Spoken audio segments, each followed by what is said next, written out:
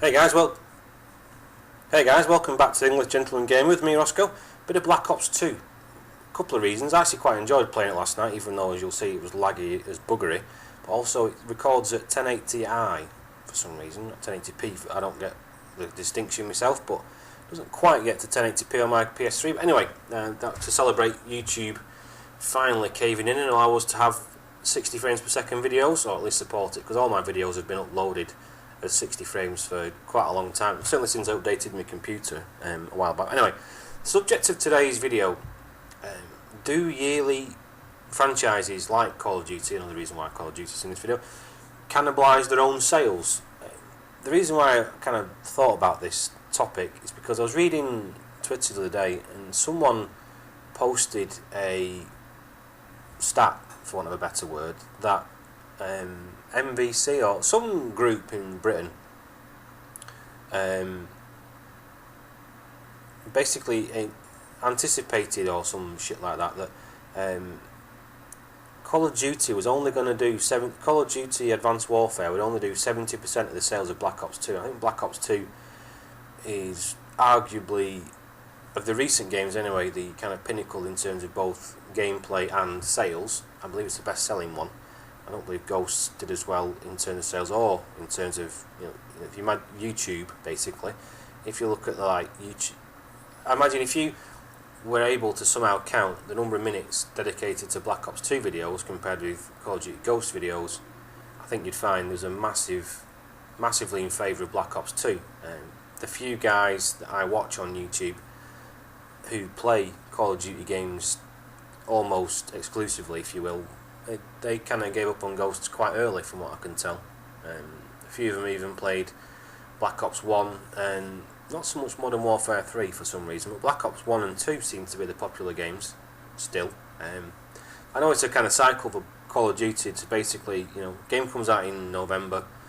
In December everyone says it's wonderful. By January everyone's like, it's a pile of shit. This is the best, the best game was the one that was last year, which is what they said exactly the same thing about. Although I don't imagine people are going to say Ghosts is better than Advanced Warfare. I still think Black Ops 2 is going to be hailed as the benchmark, if you will, of Call of Duty games. For me personally, it's Call of Duty 4, very closely followed by World at War, and then it's Black Ops 2 is quite good fun. Certainly more fun for me than Modern Warfare 3 or Modern Warfare 2 or Black Ops 1 for that matter. Anyway, the subject is, do annual games eat into sales? And I have to say I think they do. I think, for say you look at Nintendo, every time you turn around there's a new Mario Kart game coming out. I find it difficult to get excited about Mario Kart now. There's been that many of them on every fucking system and every refresh and this, that and the other, and just think, is it any different really? I have a personal, this was stupid of me, fucking walk right into this one. I personally don't like Mario Kart anyway. I don't believe it's a driving game, it's not a racing game.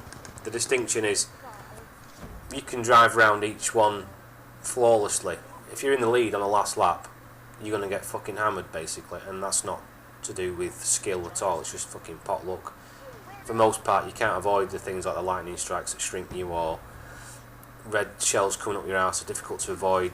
There's no actual driving skill, racing skill, keep this fucking range fight, whatever it's called, target finding sight, Jesus Christ. There's no, that's an issue I have with Mario Kart in particular. But if you look at Battlefield, I think there's a lot of sweaty tryhards, I think the name is at the moment, on YouTube playing Battlefield 4. Now, to my mind, I did own Battlefield 4 for 36 hours. I played the beta on my PS3. It was okay. It was a beta. There was a lot missing from it.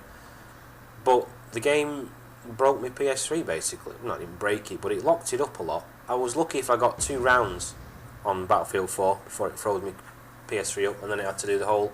I had to physically turn it off. It would crash, and then it would take 25 minutes to rebuild the hard drive every time, or check the hard drive, whatever. But I think if EA displayed any sort of fucking, I don't know, one hit marker on that guy, then I still managed to kill him.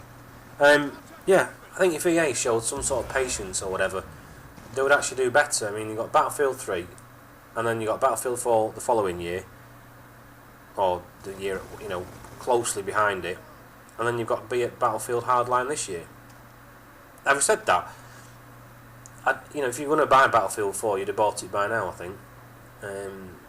Same with Call of Duty, I suppose. I think certain franchises like Call of Duty, especially when you've got each developer now with a 3-year cycle, if you will, you could argue they don't really, if you release a game 12 months after the first one came out, they're not really going to eat into too many sales. I think Nintendo are in a bit more of a sticky wicket because people have played Mario Kart or Super Smash Bros. Or Zelda already, and they don't seem to be inclined to really get the next one, basically.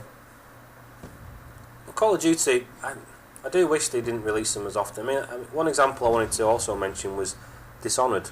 Dishonored was from 2012, and at the time, an executive from Bethesda, the publisher, had kind of mentioned, everyone was surprised by how well it had done, both critically and sales-wise, and he said, I think we've got a new franchise here, which everyone else took to mean we will see a sequel. Now, we're almost in 2015, and there's, aside from an unconfirmed E3 thing from a while back where allegedly we saw some slides from a game called Darkness of Tivia, and then there was an extension of that which I think was a hoax just because some of the spelling was wrong. And anyway, the first rumoured slides, information, whatever you want to call it, they did seem real to me.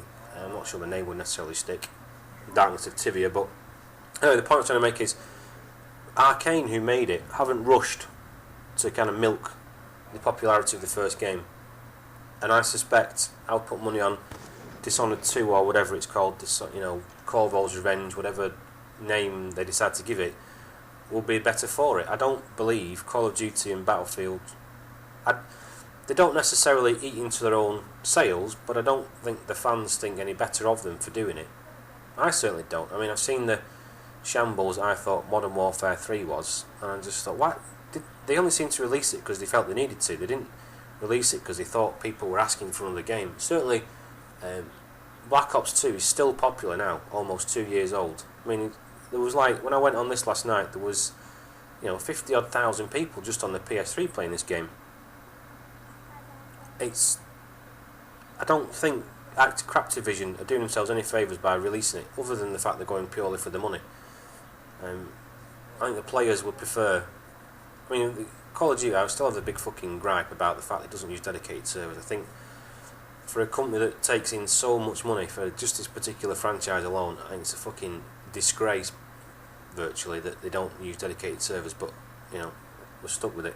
And I wouldn't buy day one a game that doesn't have dedicated servers. I mean, I bought Battlefield 3 day one, that has dedicated servers, and I rarely get an issue with the lag or anything like that. I mean, the first game on this, the lag was quite horrendous. It got gradually better, but so I do think, for the most part, rushing games out eats into sales. If not directly because you're thinking, right, yeah, I already own, I've got Battlefield 4, I'm not going to buy Hardline. That's not necessarily the case, but also, I mean, particularly the Call of Duty tryhards that want to get, fucking 85 videos out a day on YouTube and stream for 3 weeks straight on Twitch and stuff like that. They want the newest game because that's what brings in the money. But I imagine they don't exactly think the game's brilliant because of it. I was quite surprised here that no one actually came down this way, because it's the way I would have approached this level, but we kind of got slapped on this particular one. There was one fucking guy, Jaffa or something, he got 48 fucking kills or something ridiculous. I did finally fucking kill the twat in the next round, but the commentary might not go that long. Because it's a 1080p video, because it's nearing 10 minutes as well, it's going to be bloody massive. But anyway, yeah, I don't think they necessarily eat into sales, but I don't think they benefit either. So other videos I've got in the pipeline, I'm going to do a Streets of Rage 2 video, which is going to double up as the podcast if you listen to the podcast rather than watch a video. And I also have got my contender for the coolest game ever. I'll leave it at that. I'm not going to give any clues, but actually I will give you a clue. It's not a massive clue, but it's not on the PlayStation 3. It's a bit older than that, but it's my coolest game ever. So that video needs commentating on. Managed to record it last night. I played it really badly, but anyway, I'll leave it at that. Thanks for watching, guys. Have a good weekend and take it easy. I'll see you later. Bye.